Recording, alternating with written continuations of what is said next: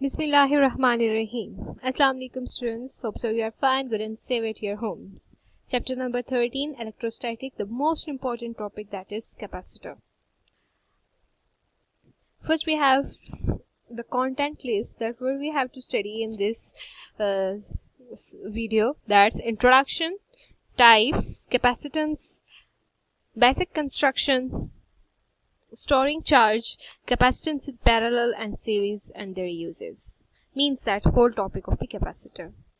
So what the capacitor is? Capacitor is a device storing of this used for the storage of charge. हम electric charge को उसमें store करते हैं. इसमें दो प्लेट्स होती हैं, consist of two plates and are separated by the insulator medium. Insulator हमारे पास कोई एयर हो सकता है, कोई भी ऐसी चीज जो कंडक्टर नहीं होती. ठीक, non conductive region can be either vacuum और electric insulator known as dielectric. अब कहता है कि वो जो प्लेट्स के दरमियान में हम इंसुलेटर यूज कर रहे हैं वो क्या होगा? डाइलेक्ट्रिक होगा. उसे क्या कहते हैं? डाइलेक्ट्रिक. और वो क्या हो सकता है? ग्लास, एयर, पेपर और एनी सेमीकंडक्टर. अब कहता है कि ये जो कैपेसिटर होते हैं ये हमारे पास किसी भी साइज के हो सकते हैं और किसी भी शेप के हो सकते हैं. ठीक है, अब हमारे पास डिपेंड करता है कि इनकी साइज या शेप कौन सा है, फिर हम इसमें अकॉर्डिंग टू दैट हम उसमें डाइलेक्ट्रिक को यूज करते हैं. और हर एक की अपनी कैरेक्टरिस्टिक्स होती हैं. ठीक है, और कुछ हमारे पास कुछ की कैपेसिटेंस फिक्स होती है और कुछ की कैपेसिटेंस वेरिएबल होती है. ठीक बच्चों, फिर कहता है कि हमारे पास इसकी सिंबल क्या है, कि हम कैपेसिटर को लिए क्या सिंबल यूज करते हैं. अभी तक तो आपको पता चल गया होगा, we use the symbol C for the capacitor. ठीक बच्चों, now moving forward, types of capacitor. यहाँ पे हम दो टाइप्स को डिस्कस कर रहे हैं. फर्स्ट वन जो है that is the parallel plate capacitor. Parallel plate capacitor में हम क्या कर रहे हैं? दो प्लेट्स ले रहे हैं and place them parallel to the each other. एक होगी हमारे पास पॉजिटिव और एक होती है हमारे पास नेगेटिव. एक को हम कहते हैं कि प्लेट ए और दूसरी प्लेट बी, और हम कह देते हैं जो पॉजिटिव है उसके ऊपर ले देते हैं कि माइनस प्लस क्यू चार्ज है और नेगेटिव के ऊपर माइनस क्यू चार्ज है, और इन बिटवीन दैम हम एक डाइलेक्ट्रिक यूज करते हैं. डाइलेक्ट्रिक हमारे पास कोई भी हो सकता है. ठीक है, डिपेंड करता है कि हमें किस टाइप के उसके कैरेक्टरिस्टिक्स चाहिए हैं. हमारे पास जो कैरेक्टरिस्टिक हमें चाहिए होते हैं उनके अकॉर्डिंगली हम डाइलेक्ट्रिक यूज करते हैं. अब दूसरी जो टाइप है that is the cylindrical capacitor. कि हमारे पास सिलिंड्रिकल कैपेसिटर है, ये हमारे पास रोल किया हुआ होता है और इसके दरमियान में आप देख सकते हैं ये जो ग्रीन कलर की आपको शीट नजर आ रही है ये हमारे पास क्या है? ये हमारे पास डाइलेक्ट्रिक है. क्लियर बच्चों? नाउ कैपेसिटेंस क्या है? हमारे पास एबिलिटी के एक कैपेसिटर अपने अंदर कितना चार्ज स्टोर कर सकता है उसे हम क्या कहते हैं? कैपेसिटेंस कहते हैं. हम इसे ऐसे भी डिफाइन कर सकते हैं, the capacitance is the ability, the ratio of the magnitude of charge on the either conductor to magnitude of the potential difference between them. मैं रिपीट करती हूँ, the capacitance of a capacitor is the ratio of magnitude of a charge on either conductor to magnitude of potential difference between them. अब बच्चों क्या होता है कि unit of capacitor की बात करते हैं. तो यूनिट क्या है हमारे पास? फेराड. फेराड को हम F से रिप्रेजेंट करते हैं. ठीक है, अब कहता है ऐसा यूनिट जो हमारे पास कैपेसिटेंस की है वो क्या है? कूलम्स पर वोल्ट. ठीक है, कूलम्स पर वोल्ट को जब हम लिखते हैं C डिवाइड बाय V तो वो हमारे पास क्या होता है? फेराड होता है. अब हमारे पास जो फेराड है ना बच्चों, ये एक लार्जर यूनिट है. तो हमने फॉर द स्मॉलर कैपेसिटेंस हम क्या करते हैं? Microfarad, picofarad. ठीक है, अब इनके लिए जब हम माइक्रोफेराड करेंगे तो हम क्या लगाते हैं? म्यू एफ, और जब पिकोफेराड करेंगे तो हम क्या लगाएंगे? P F, small P. ठीक, ये हमने आप लोगों ने 9th क्लास में पढ़े हुए हैं यूनिट्स. अब आगे क्या है? उसकी मैथमेटिकल फॉर्म कहता है capacitance value are normally smaller such as micro picofarad. ये बात हमने डिस्कस कर ली. अब हमारे पास उसकी मैथमेटिकल को डिस्कस करें फॉर्म को C equals to Q E. कैसे बच्चों? कि हमारे पास जो चार्ज है वो डायरेक्टली प्रोपोर्शन है वोल्टेज के. Q is directly proportion to the V and Q is equals to CV. ठीक, हमने प्रोपोर्शनैलिटी की साइन जब हटाते हैं ठीक, तो हम C लगा देते हैं. What is C? C is the capacitance. Q is directly proportion to V, कि हमारे पास चार्ज वोल्टेज के बराबर है, डायरेक्ट प्रोपोर्शन है, और जब हम प्रोपोर्शनल हटा रहे हैं तो हम वहां पे इज इक्वल टू और साथ कांस्टेंट इंट्रोड्यूस करवा रहे हैं. ठीक है, अब हमारे पास क्या बन जाता है? C is equals to Q divided by V.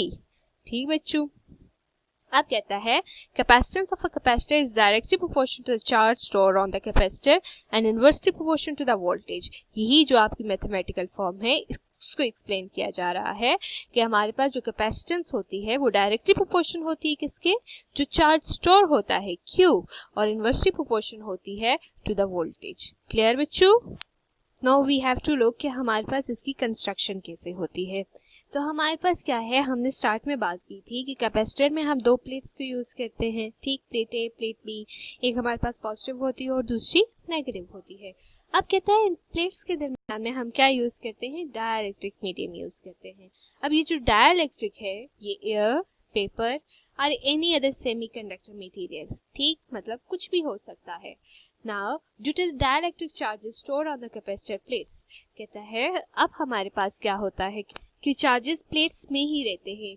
एक प्लेट का चार्ज दूसरी प्लेट पर नहीं आता. अगर एक प्लेट पॉजिटिव है तो वो पॉजिटिव ही रहती है, उसका चार्ज दूसरी प्लेट पे नहीं आता, क्योंकि दरमियान में हमारे पास क्या होता है बच्चों?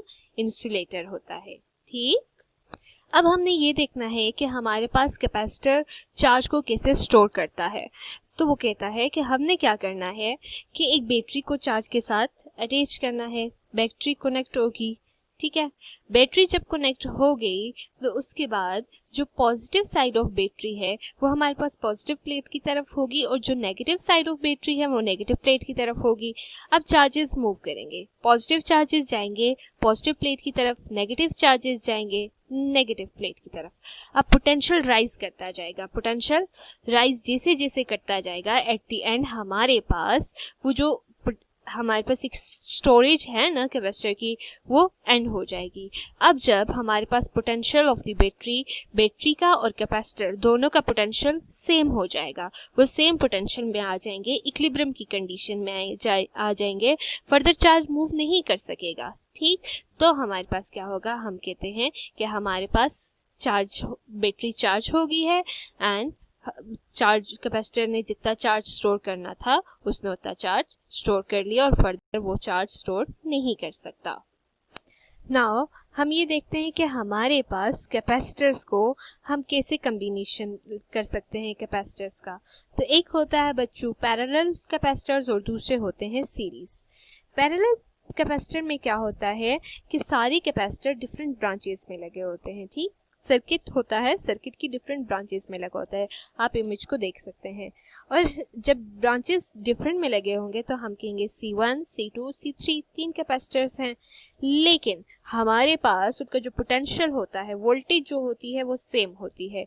मींस बैटरी एक ही होती है, एक बैटरी तीनों को वोल्टेज अप्लाई कर रही है. So voltage is same, V is equals to V1, V2, V2, V2, V3. ठीक है, अब कहते हैं कि हमारे पास जो हर एक पोटेंशियल होता है वो अपनी रिक्वायरमेंट के मुताबिक कैपेसिटेंस उसकी होती है. तो हम क्या करते हैं कि हमने कह दिया जो चार्ज Q है, कैपेसिटेंस है, वो भी सबकी सेम है. Q is equals to Q1, Q2 and Q3. ठीक, अब हमने क्या कर दिया कि V हमारे पास Q की क्या वैल्यू होती है हमने पीछे पढ़ा था, C is equals to QV होता है ना, तो हम Q is equals to CV कर लेते हैं उसी इक्वेशन से. ठीक, अब जब हमने ऐसे कर दिया तो हम Q की जगह CV लिख देंगे, Q1 की जगह C1V1, C2V and C3V. V हमारे पास हमने कांस्टेंट लिया हुआ है ना कि V1, V2, V3 is equals to V, तो हमने V को कॉमन ले लिया, C1, C2 एंड C3 बाहर लिख दिए. अब हमने क्या किया कि जो C है ये लिख लिया, C is equals to, C हमारे पास क्या है? इक्विवेलेंट. ठीक है बच्चों, अब हम क्या कहते हैं? C equivalent is equals to V cross V. हमारे पास ये क्या आ गई? कैपेसिटेंस आ गई हमारे पास पैरेलल प्लेट कैपेसिटर्स की. कहता है the equivalent capacitors of two capacitor connected in parallel is sum of the individual capacitance. ठीक बच्चों, अब हम देखते हैं कि हमारे पास जब यहाँ पे तो हमने 3 कैपेसिटर्स की बात की, जब हमारे पास n नंबर ऑफ कैपेसिटर्स होंगे तो तब क्या होगा, जो लास्ट इक्वेशन आपको यहाँ पे दी हुई है, Cn is equals to C1 C2 C3 plus dot dot dot dot मतलब सो ऑन प्लस Cn, हम सबको आपस में प्रोडक्ट ले लेते हैं। क्लियर बच्चों? Now here we are with the capacitor in series. Series में क्या होता है बच्चों कि हमारे पास कैपेसिटर एक दूसरे के साथ सीरीज में कनेक्टेड होते हैं। ठीक, फिगर में आप देख सकते हैं C1 C2 C3 एक दूसरे के साथ कनेक्टेड है। अब यहाँ पे क्या होता है कि हमारे पास जो चार्ज है कैपेसिटर का वो एक दूसरे के इक्वल होता है, लेकिन जो वोल्टेज होती है ना V1 V2 एंड V3, वो सम ऑफ 3 कैपेसिटर्स जाके हमारे पास वोल्टेज ऑफ द बैटरी बनते हैं।